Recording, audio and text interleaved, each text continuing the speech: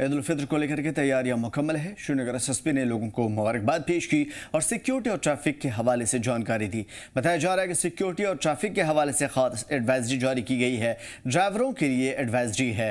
NIT Srinagar Kashmir university में parking इंतजाम रखे गए हैं। ईद का जश्न मुकम्मल तौर से खूबसूरत नजर आएगा। जिम्मेदारी के साथ ईद मनाएं। ईद उल फित्र के मौके पर SSP श्रीनगर एजाज अहमद ने जम्मू कश्मीर के अवाम को दिली मुबारकबाद पेश की। उन्होंने कहा कि ईद के दौरान अमन अमान और बेहतर इंतजामात के लिए पुलिस पूरी तरीके से मुस्तैद है, चौकस है। शहर की सबसे बड़ी ईद नमाज दरगाह हजरत बल में अदा किए जाने की उम्मीद है, जहां खास सिक्योरिटी और ट्रैफिक इंतजामात हैं। SSP ने बताया कि भारी भीड़ को देखते हुए NIT श्रीनगर और कश्मीर यूनिवर्सिटी में पार्किंग की मखसूस जगह तय की गई है। दरअसल ये ईदगाह से काफ़ी करीब है। उन्होंने अवाम से अपील की है कि ईद को पुरअमन तरीके से मनाएं, इंतजामिया के साथ ताउन करें, साथ ही ड्राइवरों के लिए ट्रैफिक कवायद की पाबंदी करने, दोपहिया सवारों को हेलमेट पहनने, चार पहिया ड्राइवरों को सीट बेल्ट इस्तेमाल करने की हिदायत दी गई है। तो कल मेजर जो कांग्रेगेशन होगा ईद की नमाज के लिए वो दरगाह में हो रहा है। तो दरगाह में आज भी हम वहीं थे, हम वहीं से आ रहे हैं। और वहाँ हमने आज जो जुमा की नमाज वो ठीक तरह से वो हो गई, वहाँ से ट्रैफिक भी ठीक तरह से रेगुलेट हो गया। तो कल का भी हमारा जो अरेंजमेंट है वो कल का भी यही रहेगा जो आज था। उसके मुताबिक जो गाड़ियाँ जो तेलबल वगैरह से आ जाती हैं और अब्बक वगैरह से उस एरिया से जो आ जाती हैं उनको हमने नसीम बाग में पार्किंग दे रखी है। इसी तरह जो बाकी इलाकों से गाड़ियाँ आ जाती हैं specially from Dalgate and from downtown area, तो उनको हमने सर सैद गेट से अंदर डाल के वहाँ पर जो है पार्किंग स्पेस में उनके लिए बंदोबस्त रखा हुआ है। उसके अलावा बुज़ुर्गों के लिए भी हमने वहाँ पर जो रिक्शाज का है उसका बंदोबस्त रखा है, वो उस पर चढ़ के आसारी शरीफ तक आ सकते हैं। तो कल का हमारा प्रोग्राम आज के मुताबिक ही रहेगा। और रमज़ान के मुक़द्दस महीने के आखिरी जुमे यानी कि जुम्मतुल विदा के मौके पर तारीख़ी जामा मस्जिद में 7 साल के वक्फे के बाद नमाज अदा की गई, जिसमें हज़ारों अक़ीदतमंदों ने शिरकत की। शहर ख़ास समेत यानी कि डाउनटाउन समेत श्रीनगर और आसपास के इलाकों में बड़ी तादाद में लोग पहुँचे, जिसमें मस्जिद में रौनक है, रूहानियत का माहौल देखने को मिला। और इस मौके पर इंतजामिया की तरफ से सख्त सिक्योरिटी इंतजाम भी थे। मुख्तलिफ मकामात पर फोर्स तैनात रही और भीड़ को कंट्रोल करने के लिए आवाजाही को मुनज़्ज़म तरीके से यहाँ पर देखा गया। सख्ती के बावजूद माहौल पुरअमन रहा। नमाज मुकम्मल हुई। सुकून इत्मीनान के साथ लोग यहां से नमाज करने के बाद रवाना हुए।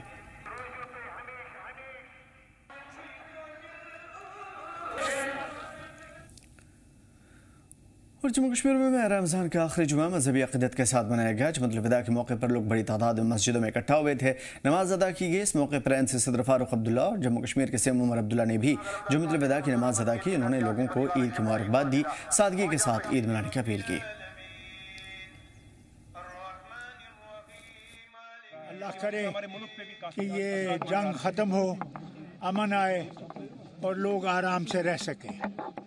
अल्लाह करे इन लोगों की दुआएं जो हैं आलम इस्लाम के साथ आज हैं कि अल्लाह इस मुसीबत से उनको निकाले और हम लोग अल्लाह की तरफ रुजू हों और उससे कहें कि हमारे गुनाहों को अफू करें। डॉक्टर साहब, हमारे मुल्क पर माशी हालात कुछ असर पड़ता है? बहुत असर पड़ेगा, बहुत सख्त असर पड़ेगा। न सिर्फ हमारे मुल्क पे, दुनिया पे इसका असर पड़ेगा और इसीलिए जल्द से जल्द ये जंग बंद होनी चाहिए। जब भी और HMT इलाके में जुमे की नमाज के बाद सैकड़ों शिया मुसलमान मर्दों ख़वातीन ने एहतजाज किया। मुजाहिरीन ने डोनाल्ड ट्रंप और एपिस्टीन गैंग के लीडर्स के खिलाफ सख्त नाराज़गी जताई। इल्ज़ाम लगाया कि उनके खूनी हाथ मासूम लड़कियों, स्कूल के बच्चियों के कत्ल से और फ़लस्तीन और ईरान के बेगुनाह शहरियों के खून से लबरेज हैं। मुजाहरे के दौरान लोग पुरअमन तरीके से जमे रहे और अपने गुस्से का इजहार किया।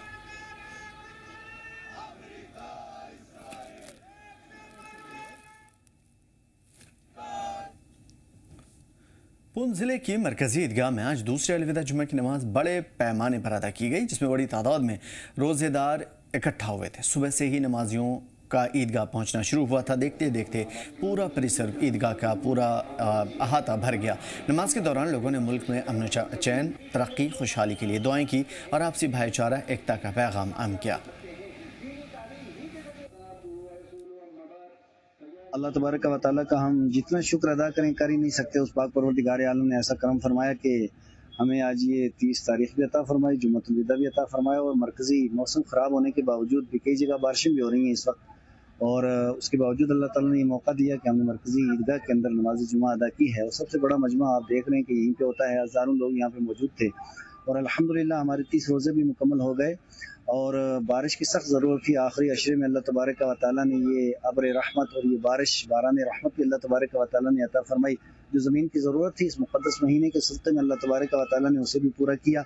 और कल इंशाअल्लाह ताला ईद है और बग़ैर किसी तरद्दुद और शक के ईद है। और कल इंशाअल्लाह ताला ठीक 10 बजे मरकज़ी ईदगाह के अंदर नमाज ईद अदा की जाएगी। और सुबह ही मेरी गुजारिश रहेगी कि इंशाअल्लाह ताला कल नेट के हिसाब से मौसम भी ठीक है, वैसे तो अल्लाह ताला ही बेहतर जानता है। इंशाअल्लाह ताला सारे लोग जो है मरकज़ी ईदगाह की तरफ तशरीफ़ लाएँ। हम इस मौके पे सारी उम्मत के लिए दुआ करते हैं, अपने मुल्क के लिए, जम्मू कश्मीर के लिए, अपने ज़िला पुंछ के लिए, और आपसी भाईचारा भी कायम दायम रखना है।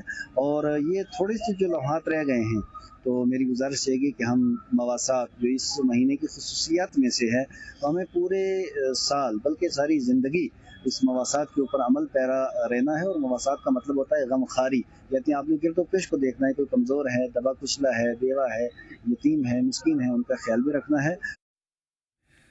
पूरे मुल्क की तरह जम्मू कश्मीर में भी कल ईद का त्यौहार मनाया जाएगा, जिसको लेकर के उधमपुर में भी तैयारियां मुकम्मल है। उधमपुर बाज़ारों में खूब रौनकें हैं, ख़ासतौर पर मुसलमान लगातार ख़रीदारी करते नजर आए। वहीं कल उधमपुर ज़िले के मुख्तलिफ मस्जिदों में ईद की नमाज अदा की जाएगी, जबकि आदर्श कॉलोनी की जामा मस्जिद में ख़ास प्रोग्राम होगा, जिसमें ज़िला इंतज़ामिया की ओर से भी तमाम तर इंतज़ामात हैं।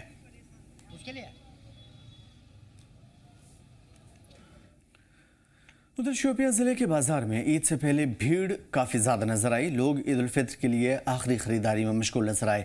दुकानें सजी हुई थी, सड़कें दिन भर भरी हुई रही। अहम बाजारें जैसे शोपियां टाउन और आसपास के इलाकों में ग्राहकों की अच्छी खासी तादाद थी।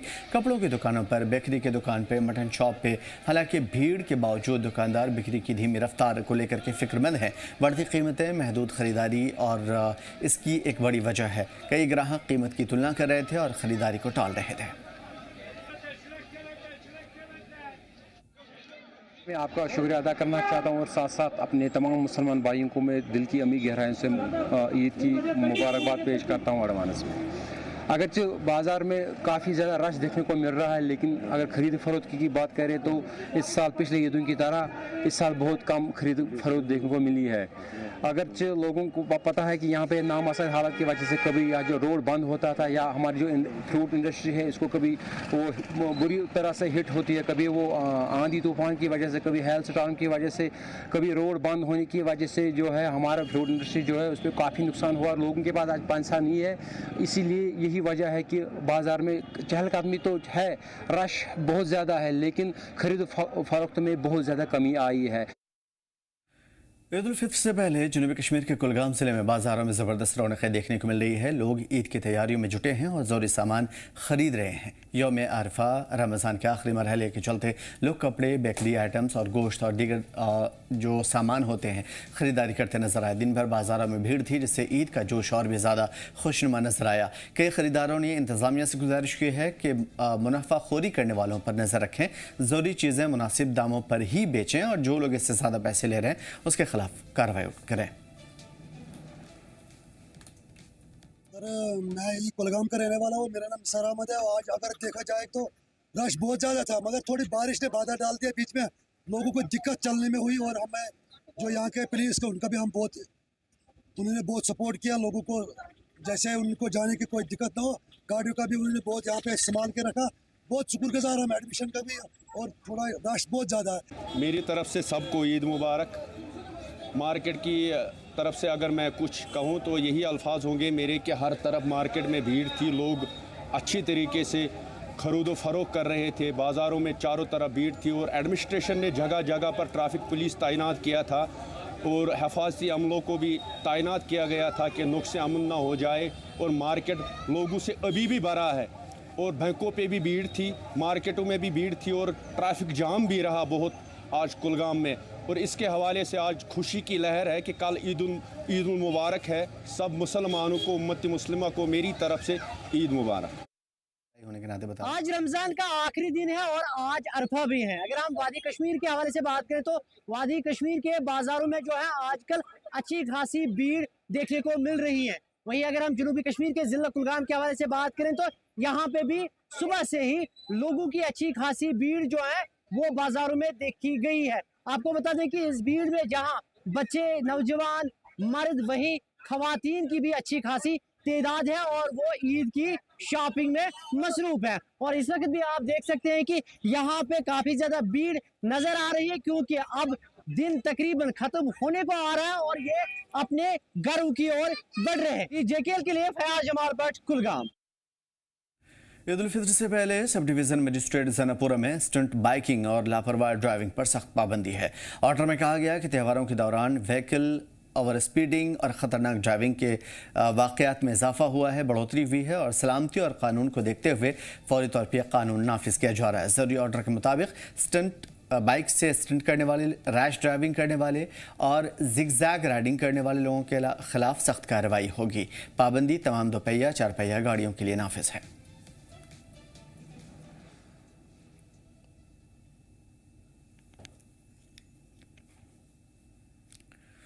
उधर लद्दाख के कई इलाकों में हल्के से दरमियानी दर्जे की बर्फबारी हुई है, जिसमें चलते पूरे इलाके में सर्द माहौल बना, बादलों वाला मौसम बना रहा और कुछ जगहों पर रुक रुक कर बर्फबारी का सिलसिला भी जारी है। मौके मौसमियात मेट्रोलॉजिकल डिपार्टमेंट सेंटर लेह ने आज कहा है कि आसमान ज़्यादातर अब्र आलूद रहेगा, यानी कि बारिशों जैसा रहेगा। मुकामी तौर पर हल्की बर्फबारी की उम्मीद है, खासतौर पर ऊंचाई वाले इलाकों में।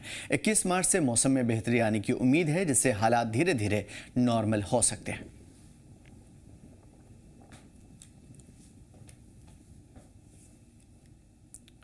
हिंदी फिल्म धुरंधर 2 पर अपने रद्दमल का इज़हार करते हुए एनसीलेटर शेख बशीर ने कहा, 2014 के बाद ऐसी फिल्में ज़्यादा बन रही हैं जिसमें समाज को बांटने वाली बातें होती है। ऐसी फिल्मों को सरकार की सरपरस्ती भी हासिल है।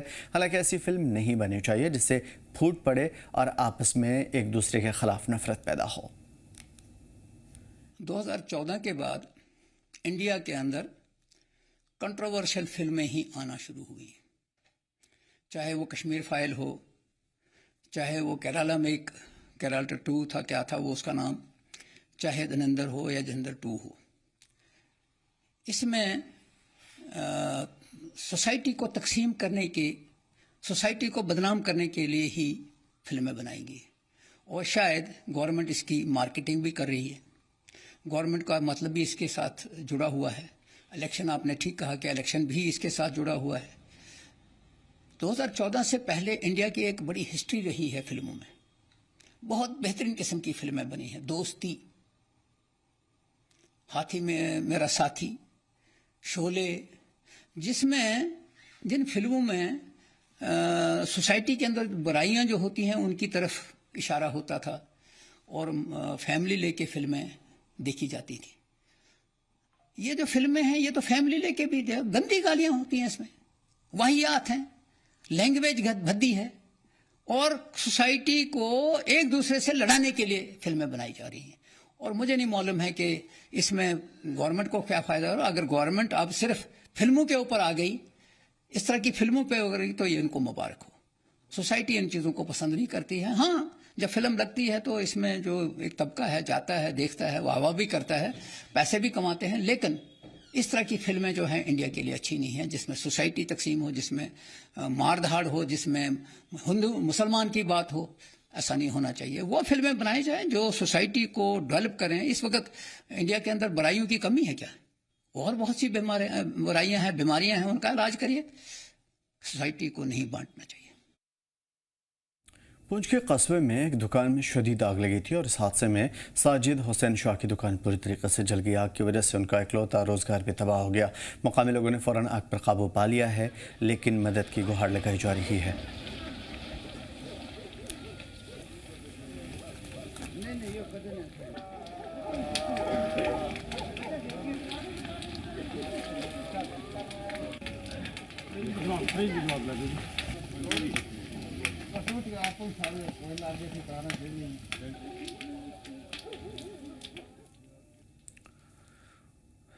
उधर पुलवामा के चीफ हार्टिकल्चर ऑफिसर रियाज अहमद शाह ने किसानों को हिदायत दी है कि बेहतर पैदावार के लिए महकमे बागबानी के एडवाइजरी और स्प्रे शेड्यूल पर अमल करें। वादी कश्मीर में खासतौर पर हालिया मूसलाधार बारिश की वजह से लंबे खुश्क दौर का खात्मा ज़रूर हुआ है। बागबानी सेक्टर को राहत की उम्मीद है। बारिश की वजह से ज़मीन की नमी बहाल हुई है, ज़रखेज़ी में इजाफा हुआ और फसलें और बागात की पैदावार बेहतर होने की उम्मीद है। माहिरीन के मुताबिक इस बारिश से ज़मीन की बनावट सुधरी है और ज़ेरे ज़मीन पानी की सतह भी बढ़ी है, जिससे सिंचाई के मसाइल दूर होंगे। इसमें कोई उतना परेशान होने वाली ज़रूरत नहीं है। इसके बदौलत इंशाल्लाह जो हमारी सॉइल ऑलमोस्ट डेड थी, जो ड्राई स्पेल चल रहा था काफ़ी टाइम से, वो ख़त्म हो गया। तो हमारी जो सॉइल है वो रिचार्ज हो गई एक किस्म की। इंशाल्लाह उसके बाद जो हमें एक प्रॉपर ग्रोथ के लिए, ऑप्टिमम ग्रोथ के लिए, किसी भी क्रॉप के लिए, किसी भी फसल के लिए, किसी भी फ्रूट के लिए जो हमें न्यूट्रिएंट अवेलेबिलिटी चाहिए थी, जो अलग अलग किस्म के अज्जा होते हैं हमारे बाग के सही नशनुमा के लिए, इंशाल्लाह वो अब सही क्वांटिटी में, अबंडेंस में अवेलेबल हो जाएंगे प्लांट ग्रोथ के लिए। तो अल्लाह से उम्मीद है कि इंशाल्लाह हमारा फ्रूट भी भरपूर आ जाएगा।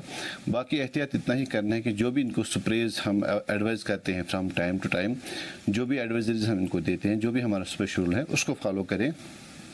उसी स्प्रे शेड्यूल के हिसाब से ये अपने बागों की देखभाल करें। जो लोकल इनके पास डीलर्स हैं फिर पे ना चले, बल्कि महकमे बागबानी की जो एडवाइजरीज होती हैं अलग अलग टाइम पे, उस पर अमल करें और हमसे रब्ता कायम रखें। जहाँ भी इनको कुछ हिदायत चाहिए, जहाँ भी इनको रहनुमाई चाहिए, मैं और मेरा अमला इनकी खिदमत के लिए हमेशा तैयार रहता है।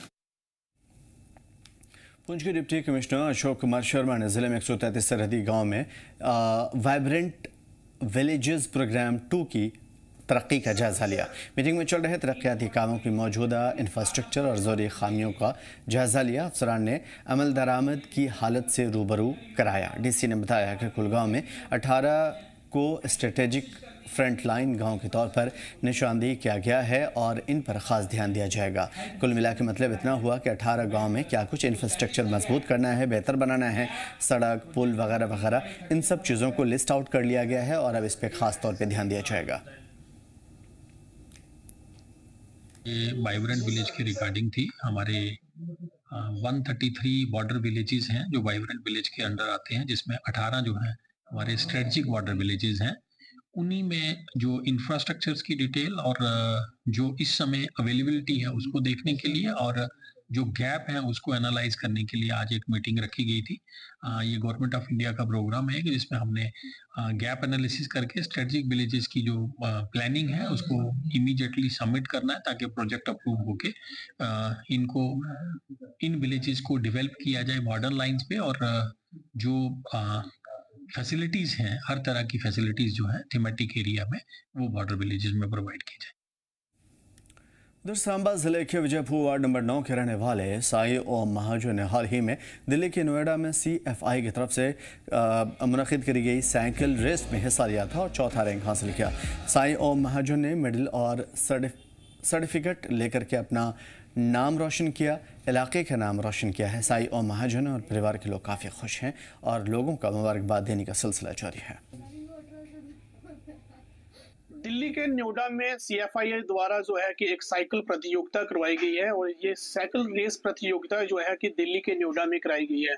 और सांबा जिला की अगर हम बात करेंगे, जम्मू कश्मीर के सांबा जिला के साई ओम महाजन है जिन्होंने प्रतियोगिता में भाग लिया और 4th रैंक जो है उन्होंने लाया है। हालांकि अगर हम बात करेंगे जो पिछली बार जो है ये साइकिल रेस हुई थी उसमें भी उन्होंने भाग लिया था और इस बार दोबारा जो है वो साइकिल रेस में भाग लेने के लिए जो है वो पहुंचे थे और दिल्ली में जो है कि जो साइकिल प्रतियोगिता जो है रेस हुई है उसमें जो है 4th रैंक जो है वो हासिल किया है। हमारे साथ साई ओम महाजन जी है, हम इनसे बातचीत करेंगे। साई ओम महाजन जी, पहले तो आपको बहुत बहुत मुबारकबाद है। तो किस तरह से देखते हैं ये जो आपने 4th रैंक लाया है, तो कितनी खुशी आपको महसूस हो रही है? खुशी बहुत है। पहले तो मेरे को घर वालों का सपोर्ट था और मेरी खुद की ट्रेनिंग थी और इसमें ट्रेनिंग में रोज करता था डेली का 50 किलोमीटर 60 किलोमीटर और हफ्ते में एक दिन लॉन्ग राइड करता था 100-150 किलोमीटर। आप नोएडा में प्रतियोगिता में भाग लेने के लिए गए, पहले भी गए थे, तो किस तरह का एक्सपीरियंस वहाँ पर? एक्सपीरियंस बहुत अच्छा रहा, पर उस दिन बारिश हो रही थी और सारे राइडर्स क्रैश हो रहे थे। मतलब रेस चलाना बहुत टफ था, साइकिल चलाना। तो कितने किलोमीटर की ये जो साइकिल प्रतियोगिता रही? 23 किलोमीटर की रेस थी और उसमें मैंने 40 मिनट्स में कंप्लीट किया था। 14 मिनट्स में आपने जो है वो कंप्लीट किया। तो इसमें कितने जो है कि पार्टिसिपेंट थे, कहाँ से वहां पर आए हुए थे? जो मेरी कैटेगरी में तो उसमें 500 से 400 थे और मेरा एक फ्रेंड था वो जापान से था जी। हमने देखा कि आप लगातार जो है साइकिल प्रतियोगिता में भाग ले रहे हैं। क्या ये आपने पहले से ही सोचा था कि साइकिल प्रतियोगिता, साइकिल रेस जो है वो उसमें उस गेम्स में मैंने जाना है, या पहले कोई और आपकी हॉबी थी? पहले तो मैं क्रिकेट खेलता था जम्मू सिवा क्रिकेट एकेडमी में, तो उधर से मेरे को इतनी अच्छा रिजल्ट नहीं आ रहा था। और कोरोना में मैं साइकिलिंग करता था, मतलब डेली गली में चलाता था रोड्स पे। तो धीरे धीरे मेरे को इसमें इंटरेस्ट आया। पहले डिस्ट्रिक्ट लेवल पे मेडल्स आए, फिर स्टेट में आए, फिर नेशनल लेवल पे खेलना स्टार्ट किया। तो अब जो है कि अगर हम बात करेंगे कि आगे का क्या एम रहेगा, कि आगे किस तरह से जो है कि आपकी जर्नी रहेगी? आगे का यही एम है, अपनी स्टेट का और डिस्ट्रिक्ट का नाम रोशन करना है। और यही एक सबसे बड़ा गोल है मेरा कि एक इंटरनेशनल लेवल पे खेलना है इंडिया के फ्लैग के साथ। प्रैक्टिस की अगर हम बात करें, प्रैक्टिस किस तरह से चलती है? प्रैक्टिस तो इसमें डेली करनी पड़ती है। अभी तो हमारे विजयपुर में रोड खराब है, विजयपुर एरिया में, और अभी तो मैं रिंग रोड पे करता हूँ, उधर भी रिस्क रहता है। तो इसमें daily 50 kilometre 60 kilometre daily training करनी पड़ती है जी। 4th रैंक आपका आया है, पहले भी हमने देखा कि आपका 4th रैंक आया था। तो इसमें किस तरह की दिक्कतें आती हैं, और आगे जो है कि जो युवा है उनको क्या संदेश रहेगा? इसमें दिक्कत बहुत आती है, पर उस दिन ना बारिश सी, रोड बहुत स्लिपरी थे, खड्डे बढ़ गए थे और क्रैश हो रहे थे। इसमें बहुत मेहनत लगती है। और जो हमारा युवा है विजयपुर साइड के नशे की तरफ जा रहे हैं, उनको एक ही मैसेज है कि कोई भी गेम पकड़ो, उसमें पार्टिसिपेट करो, मेडल लाओ, बस नशे से बाहर रहिए और अपने घर वालों का नाम रोशन। बिल्कुल, बहुत अच्छी बात कही है कि जो बच्चे हैं वो नशे की ओर जा रहे हैं, वो नशे की ओर ना जाएं, गेम्स में जो है वो पार्टिसिपेट करें और माता पिता का, जिले का नाम रोशन करें। हमारे साथ इनकी माता है, और क्योंकि हर एक बच्चे की सफलता के पीछे उनकी माता पिता का जो है वो सहयोग और उनका हाथ होता है। तो किस तरह से देखते हैं कि बच्चे ने एक बार फिर जो है कि 4th रैंक जो है वो 4th स्थान पे जो आए हैं? सर खुशी तो बहुत है 4th रैंक आने के लिए, पर ये कि जैसे इतने बच्चों में उस दिन क्रैशेस बहुत हो रहे थे, अपने आप को बचा के साइकिल ग्रुप में चलाना बहुत मुश्किल होता है। इसी मतलब ये कि 4th रैंक आना प्राउड फील तो है, बट अगर मे बी उस दिन बारिश ना होती तो ये 1st 2nd रैंक ले सकता था इसलिए। तो आपने कभी ये सोचा होगा कि पिछली बार भी 4th रैंक में आए थे, ये सपना होगा कि इस बार ये सर हमारे लिए ये सपना नहीं है, रैंक कौन सा मैटर है, हमारे लिए ये सपना, मेरे लिए स्पेशली ये सपना है कि पार्टिसिपेट जरूर करें, घर पे ना बैठे, घर से जाए। जो भी साइकिलिंग के होते हैं इवेंट्स, मैं इसको स्पेशली खुद बताती हूँ, साईं यहाँ यहाँ यहाँ जाओ, पार्टिसिपेट करो, कुछ आए ना आए वो सेकेंडरी पार्ट है। सहयोग किस तरह से रहता है माता का साथ? सहयोग हमारा तो फुल सपोर्ट रहता है। हाँ ये है कि जब रास्ते बड़े खराब और सुबह जो अर्ली मॉर्निंग अगर 4 साढ़े 4 ये कहता है जाने के लिए, मैं नहीं मानती, क्योंकि उस टाइम यहाँ आपको पता नशे का बहुत है, कब कहाँ कोई रोक ले। ये है कि ग्रुप साथ में हो, फिर सुबह 6 बजे, अब तो इसको रोलर भी है घर पे भी प्रैक्टिस करता है बस। ये अगर हमने देखा है कि पहले से ही ये साइकिल रेस में जो है कि रुचि दिखाते हैं, तो इस तरह के और भी बहुत सारे बच्चे हैं जो अपना टैलेंट बाहर नहीं ला पाते हैं, तो उनको क्या संदेश है? टैलेंट बाहर नहीं ला पाते सर, प्रैक्टिस के बिना तो कुछ भी नहीं होगा। चाहे किसी भी फील्ड में आ जाए, चाहे हॉकी, वॉलीबॉल, क्रिकेट, किसी भी स्पोर्ट्स में आ जाओ, जब तक आप इवन की पढ़ाई को भी ले लो, अगर पढ़ाई में भी आपने कोई पेपर वगैरह क्लियर करने हैं, उसमें आपको अपना बेस्ट तो देना पड़ेगा। उस तरह का इंफ्रास्ट्रक्चर भी तो चाहिए। बिल्कुल बिल्कुल, इंफ्रास्ट्रक्चर हमारे जम्मू में तो अभी है नहीं, अभी बात की हुई है, अब फिर से किसी से मिलना है। अब जो CFI वालों से बात हुई थी, उन्होंने कहा था आने वाले 1 साल में जम्मू में कोच और ग्राउंड भी प्रोवाइड होगी। क्या उम्मीद जताते हैं अपने बच्चे को लेकर आगे आने वाले? उम्मीद सर अब यही, इसका सपना नहीं, अब ये हमारी फैमिली का ही सपना बन चुका है। स्पेशली मेरा पर्सनली इसके साथ यही अब सपना है कि ये इंडिया लेवल पे जाए, अपना फ्लैग लेके मेरे को दौड़ता हुआ वहां से भागता हुआ दिखे बस। बिल्कुल, माता पिता का तो यही जो सपना होता है, बच्चे और ज्यादा जो है कि आगे बढ़े और माता पिता को और जिले का, जम्मू कश्मीर का नाम रोशन करें। हमारे साथ इनके पिताजी है, तो किस तरह से देखते हैं कि साईं ओम महाजन ने एक बार फिर जो है 4th रैंक लाया, पर आना जो है कि वो 1st या 2nd रैंक होना चाहिए? हमें बड़ी खुशी है कि 4th रैंक पे आया। अगर बारिश नहीं होती तो हमें ये था कि 1st या 2nd जरूर आना था इसमें। तो अगर हम बात करेंगे कि साईं ओम का क्या ये सपना पहले से था, या फिर इन्होंने बाद में ये साइकिल रेस में जाना? अभी ये साईं ओम का सपना नहीं है, हमारा सपना है कि ये इंडिया के लिए खेले और अपनी स्टेट का, अपने देश का नाम रोशन करे। तो दूसरे जो बच्चे हैं उनको क्या संदेश रहेगा? मैं तो सारे पेरेंट्स को यही संदेश देना चाहता हूँ कि अपने बच्चों की सपोर्ट करो, उनको स्पोर्ट्स की तरफ लो और नशे से दूर रखो। बिल्कुल, हमारे साथ ये साई ओम के माता पिता जी थे और साई ओम जो है कि 4th रैंक इन्होंने जो कि नोएडा में प्रतियोगिता जो साइकिल रेस प्रतियोगिता हुई है उसमें 4था स्थान जो है वो हासिल किया है और घर पर खुशी का माहौल है और कहीं ना कहीं जो है कि अब जो है कि खुशी मनाई भी जा रही है और माता पिता का ये सपना है कि साई ओम जो है कि ये आगे और ज़्यादा बढ़े और इस साइकिल रेस में और ज़्यादा जो है कि आगे बढ़े और फर्स्ट और सेकंड जो है कि ये रैंक हासिल करे और यही हमारा सपना है कि ये एथलीट में जाए और जम्मू कश्मीर सहित इंडिया का नाम जो है वो रोशन करे। सांबा से जी जम्मू कश्मीर लद्दाख के लिए गुरदास कुमार की रिपोर्ट।